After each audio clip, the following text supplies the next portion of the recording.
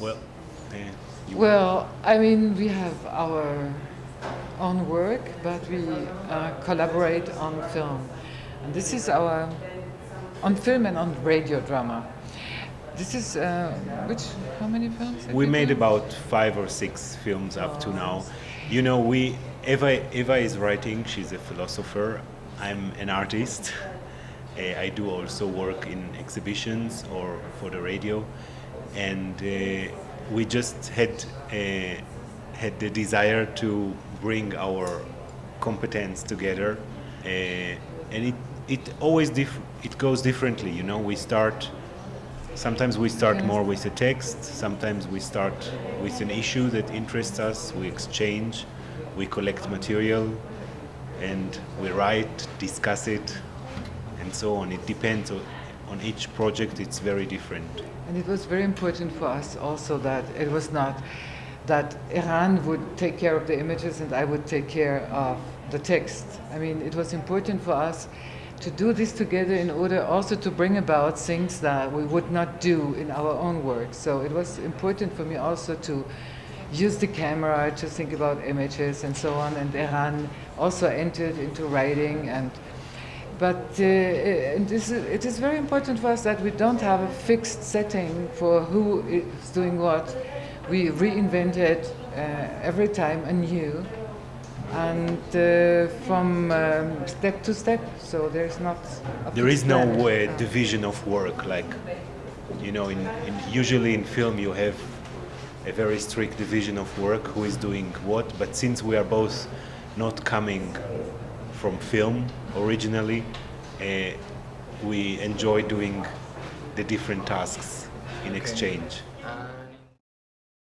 Remark in this, basically one of the perhaps big questions for us with this film is how can we deal with an event that is back, that we couldn't experience ourselves, so we cannot remember it in the sense of direct memory, but somehow it's a part of one's history, and we experience this event through mediation, through images, through texts, through other people's testimony, and so it's a different reality, but it was important to take these images as a reality and to start from there.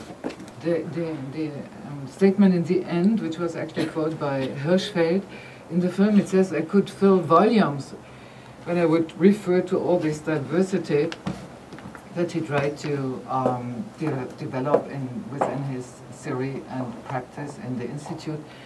And of course, the Burning tried to homogenize, and he tried also with the juxtaposition of the images of on the one hand side, the Institute, and on the other side, the fascist students that were invading the Institute and taking out the books, which were not diverse, but a mass-produced single body which tried to adjust to some kind of violent ideology. So I think that the important thing that also was claimed with the books in the end is also the variety, the possibility to have it at our disposal in order to not subsume or subject ourselves to a one-dimensional uniformity. The silhouette is a mixture of different texts. It's not just Hirschfeld. It's more like a multi-voiced monologue that goes over different text sources. Also, there is this written text which he's reading, which sounds like a monologue, but he's reading it. So then again, it's like something that he's more like a medium, the silhouette. It's not a character. You know, you could see this figure as a figure which is, it's not a documentary figure, you know, it's not a talking head where you have the feeling, okay, this person is now telling us something from his or her reality.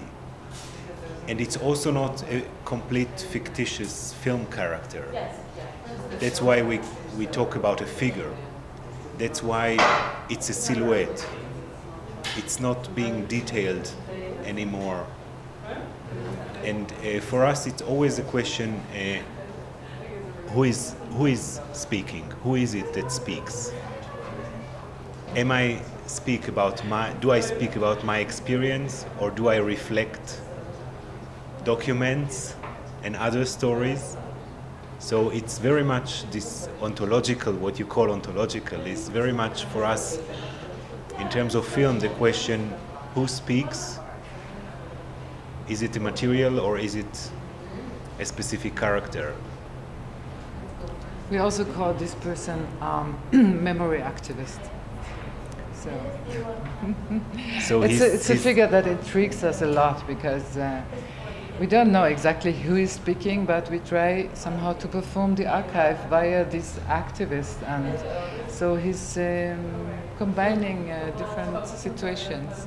And something in between. I like when you said it's a figure that is a bit in a limbo. I mean, it's not reality, it's not fiction, but it's trying to relate different things, and this is the activity of this person.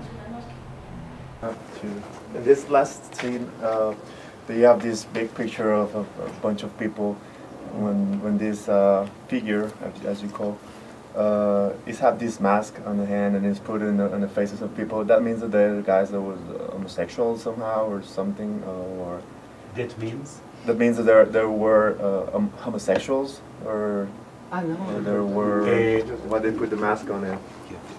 And another question: since or after which fact Germany starts routing to the public libraries international books, to say? I mean, when they accept back books from all around the world?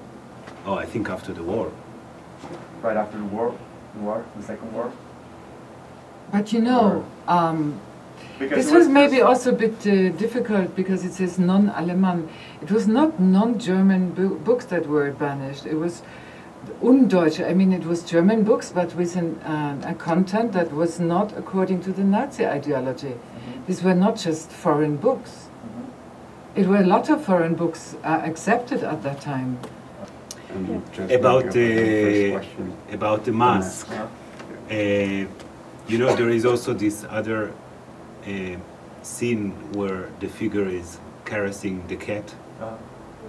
So, in a way, these little things question the reality status of the document. Like behaving with an image of a cat as if it was a real cat. In the case of the masks, it's even doubled in a way, because a photograph is already not the people that are in the photograph, it's an image of them, and then these people are dressed up in this photograph, and then the mask is masking their dress up. So there is a kind of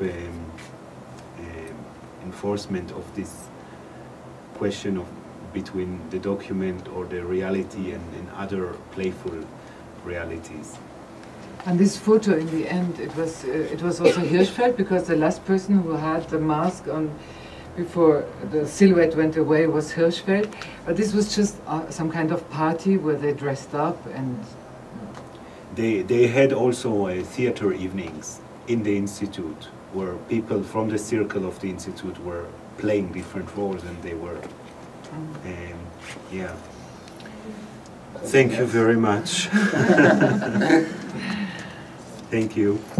Muchas gracias. Gracias por venir.